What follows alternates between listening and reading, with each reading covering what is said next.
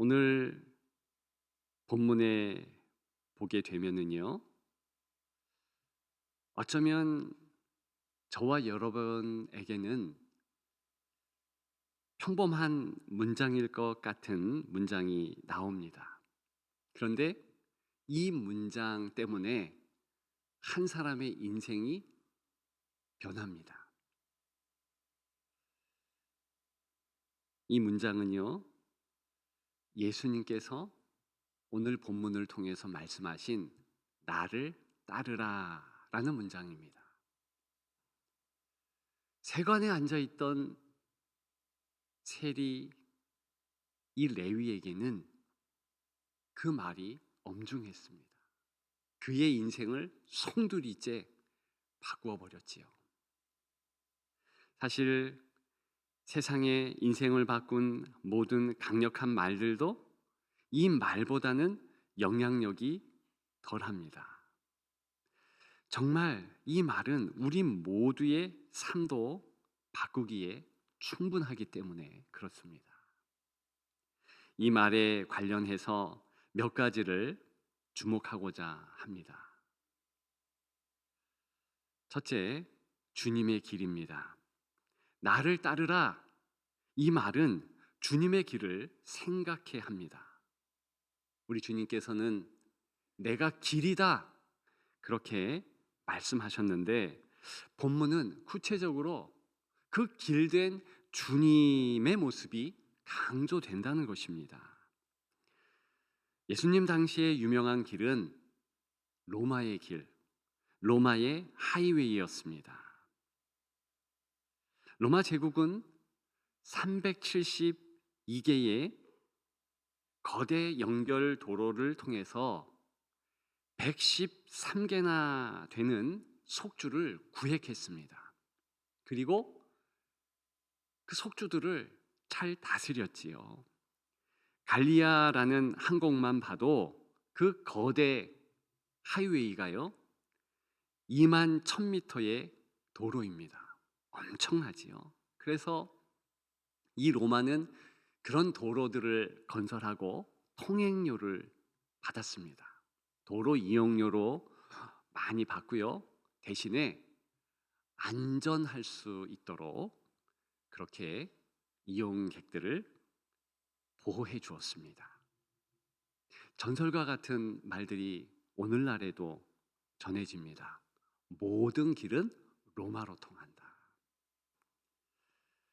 오늘 주님의 길, 영혼의 하이웨이겠지요. 그 길을 가면 영원한 영생의 그 아름다운 끝자락을 경험하게 되는 것이지요. 그런데 이 길은요, 상당히 로마의 큰 길과는 다른 모습입니다. 왜 그러냐 하면 히브리 말로, 그리고 그 히브리 말을 근간으로 한 오늘 제가 소개하는 헬라어의 길 또한 오솔길 같은 것을 말하기 때문에 그렇습니다. 히브리 말로 길 그러면 두 단어를 씁니다. 그런데 이 두 단어 공통적으로 기본적인 어떤 뜻을 가지고 있느냐? 발자취라는 뜻을 가지고 있습니다. 발자취. 누군가 앞서가고 그 길을 따라가면 그러면 그것이 길이라는 것입니다. 바로 이 주의 발자취, 이것이요 사실 성경이 말하고 있는 주의 길의 구체적인 모습입니다. 그렇다면 오늘 본문은 이 주의 길을 꼼꼼하게 우리에게 보여주고 있습니다. 13절입니다. 주님은 바닷가로 가셨다 그래요. 가시면서 발자취 따라서 제자들이 따라오죠. 그리고 본문에 보면 많은 무리가 따랐다 그랬습니다. 주님이 앞서가시고 무리들이 따르는 것, 그게 길이라는 것입니다. 이 길은 주님 방향으로 구부러질 수 있는 거예요. 직선으로도 될 수 있습니다. 여하간에 이 길을 많은 이들이 따랐습니다. 그럼에도 불구하고 잠시 함께하는 이들이 대부분이었다는 것입니다. 그러나 레위는 달랐습니다. 진정으로 계속해서 따르는 자가 되었지요. 어떻게 해서 이 레위는 그렇게 되었을까요? 주님이 따르라고 말씀하실 때 일어나 따랐다. 오늘 본문은 말해주고 있습니다.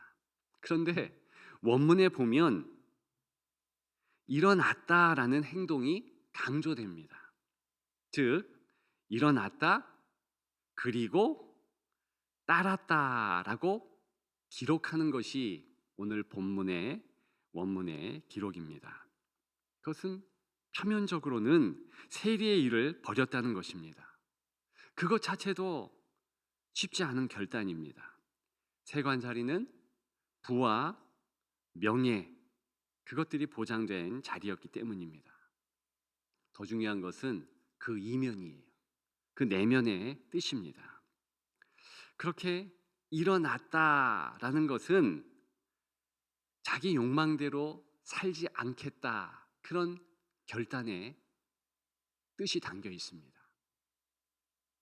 내가 주어가 되지 않겠다. 내가라는 주어에서 예수님이 주님이라는 주어로 바꾸겠다. 즉 마음의 주인을 바꾼 그런 결단입니다. 생각해 보십시오.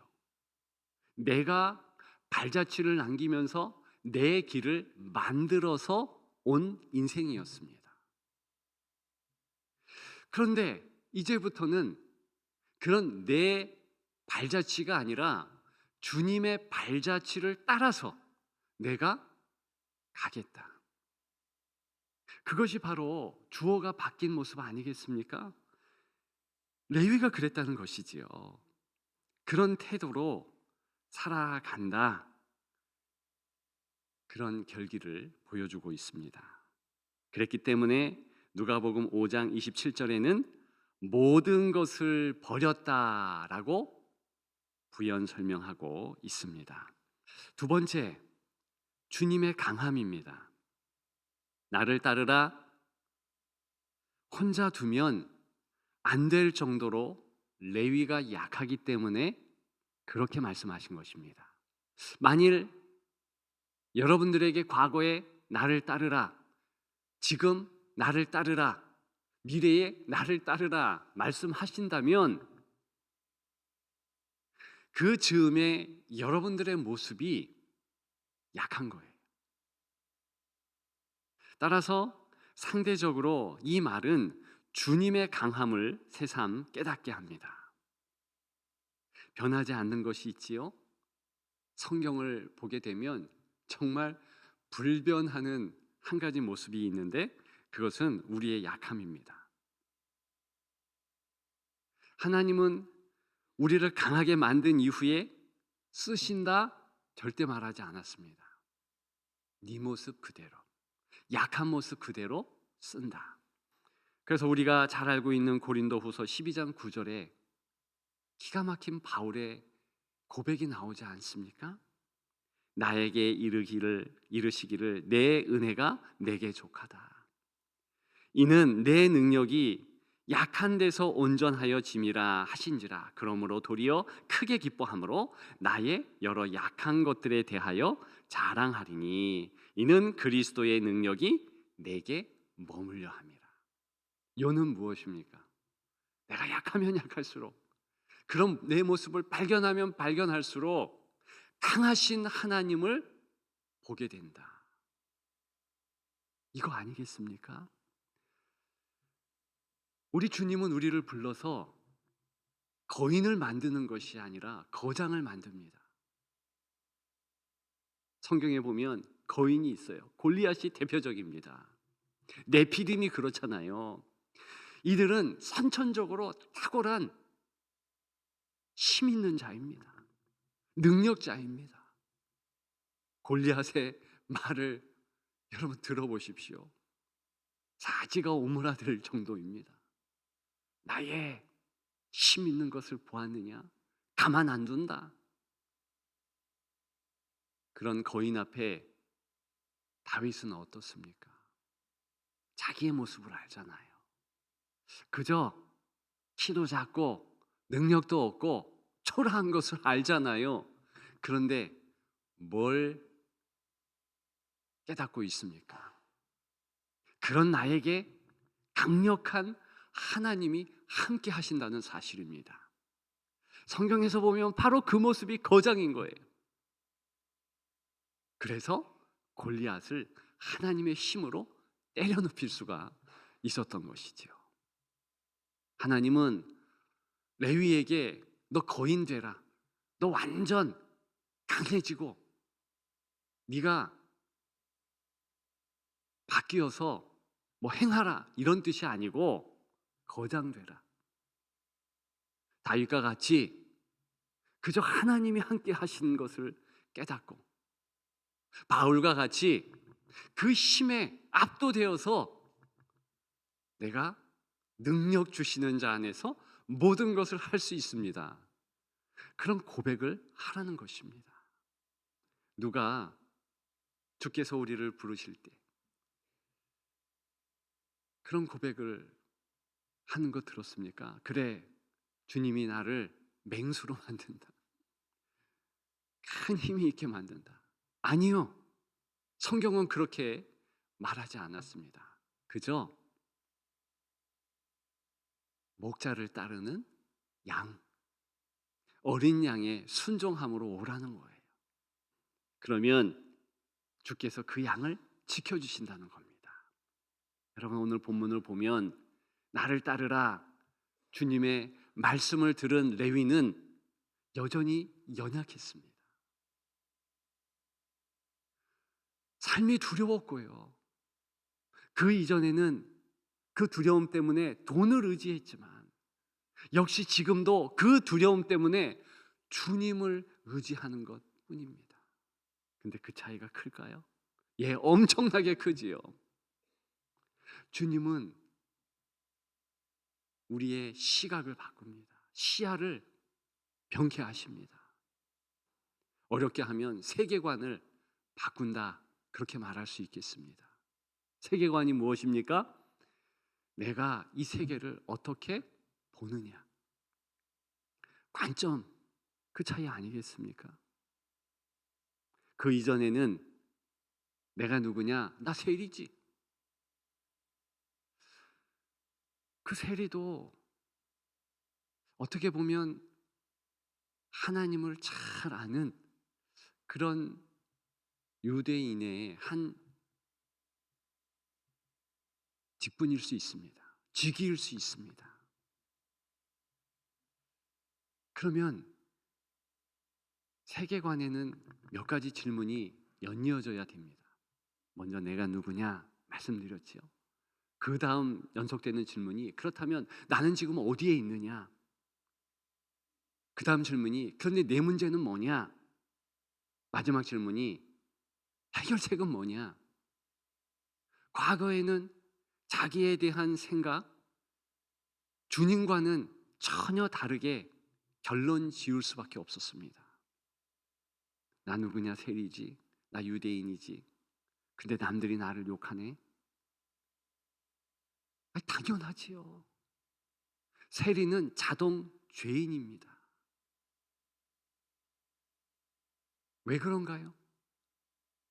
이 세리는요, 자기 마음대로 텍스를 매기거든요.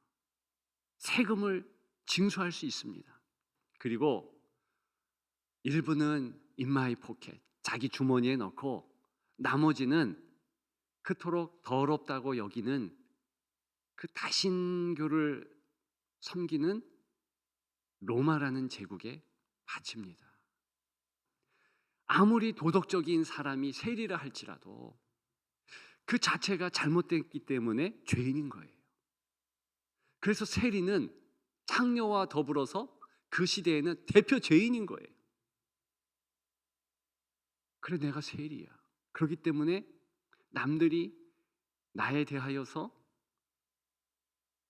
자꾸 죄인이라고 불러. 왜? 내가 사는 것이 이 유대, 이 지경이라서 그래. 그렇다면 내가 어떻게 이러한 문제를 해결할까? 글쎄, 돈을 더 모으자. 그리고 저 로마로 뜨면 어떨까? 디아스포라 유대인이 되면 괜찮지 않을까? 나름대로 자기의 문제를 해결하기 위해서 자기의 결론을 가지고 있었던 그런 터였습니다. 자기 약한 것도 알고, 그래서 뭐가 필요한 것도 알고, 그런 계획성 있는 삶을 살아가는 거예요. 그럼에도 불구하고 이제 주 예수 그리스도 앞에 나왔기 때문에 이제는 그런 관점에서 자기를 분석하고 세상을 바라보는 것이 아니라 달라졌지요. 시각이 변했지요. 영안이 띄었지요. 나 그리스도인이야. 주님을 따르는 자야. 주의 길에, 그 발자취에 내가 따르는 자야. 근데 내 문제는 뭔가? 내가 더 가까이 가고 싶은데 그렇게 살지 못해. 해결책은 뭔가? 주님을 더 바라보자. 내 입술에 더 하나님을 향한 찬양, 그리스도를 향한 찬양을 두자.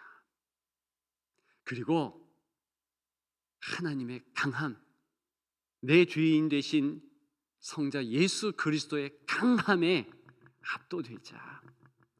여러분, 놀라운 것은 바로 그 시각을 우리 예수 그리스도께서 새롭게 주신다는 것입니다. 저와 여러분들이 변하는 것은 시간 문제예요. 우리의 능력은 그대로 있어요. 상황도 그대로 있습니다. 그런데요, 보는 눈이 달라지는 거예요. 그 옛날 게하시를 보십시오. 그가 엘리야의 몸종이었잖아요. 힘듭니다. 어렵습니다. 그렇게 토로했습니다. 바뀐 것이 하나도 없었어요. 동일한데 그의 눈이 열려졌어요. 그랬더니 무엇을 봅니까? 천군 천사가 빼곡히 있는 것을 봅니다. 그 천군 천사를 누가 보내셨습니까? 강하신 하나님께서 보여주신 것이지요. 레위는 바로 시각이 변해서 예수 그리스도께 나아가면, 그 강한 분 앞에 나아가면 나의 연약성이 묻힌다. 놀라운 능력으로 변한다. 깨달은 줄 믿습니다. 마지막 세 번째, 주님의 식탁입니다. 사랑은 시간을 기꺼이 주는 것이라서 그러셨을까요? 시간을 많이 내야 하는 이 식사에 바쁘신 주님이 참여하셨습니다.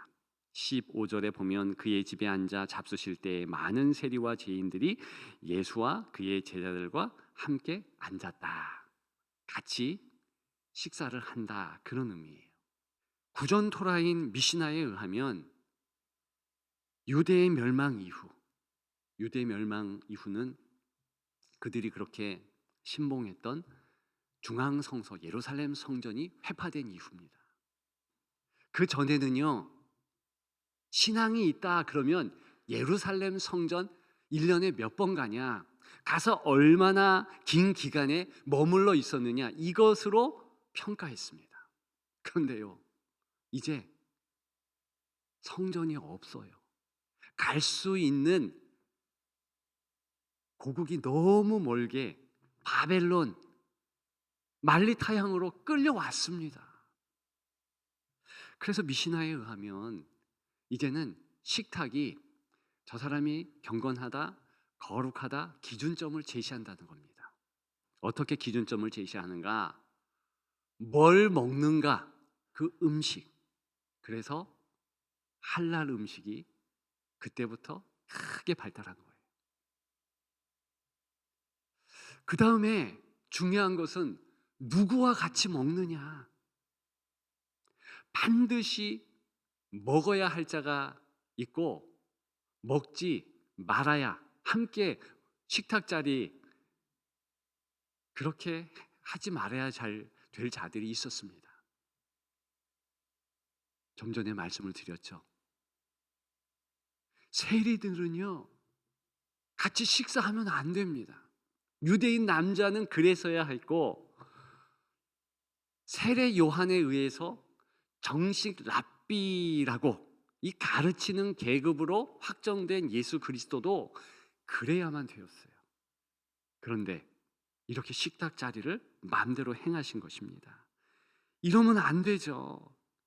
당연한 결과가 3장쯤에 나오는데, 거기에 보면 바리새인과 서기관들이 예수님이 바알세불에게 잡혔다, 바알세불이 집혔다, 이런 식으로 말들을 합니다. 근데 이건 당연해요.